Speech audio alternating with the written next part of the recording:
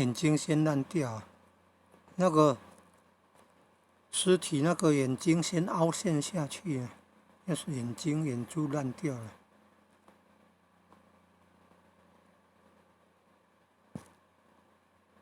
先长虫，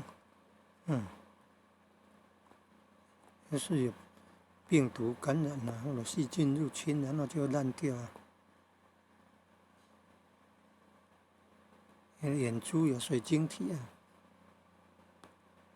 你看人年纪大了，肝啊、肾功能不好了，就常常流眼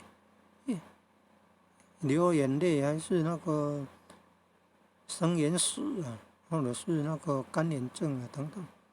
但是要少看手机啊，节制一下。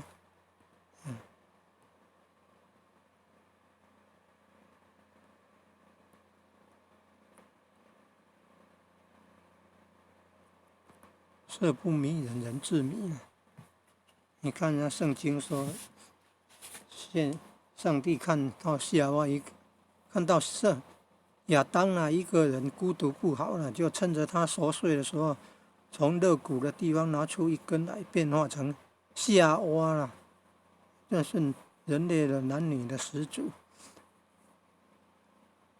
本来在那个伊甸园的乐园里面活得好好的，后来长了欲望，产生了淫欲的欲望，然后偷吃了禁果了。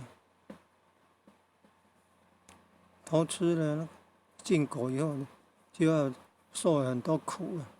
那怎么这样呢？这是因为蛇的诱惑造成的。蛇诱惑人呢，所以那个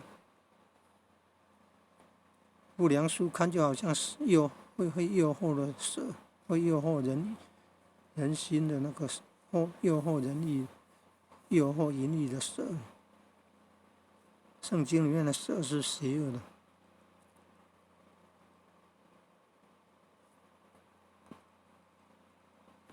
偷吃禁果，后来就人类就有了原罪啊，有了原罪就要受苦受难了。后来又被上帝赶出那个乐园伊甸园了，那就说起了还念了，从天堂被打到凡间来，投胎转世受苦啊，人生啊生老病死苦啊，所以要管好这个心啊，要用经典。你看要多看经书，多背经典，有清净经、心经、弥勒真经。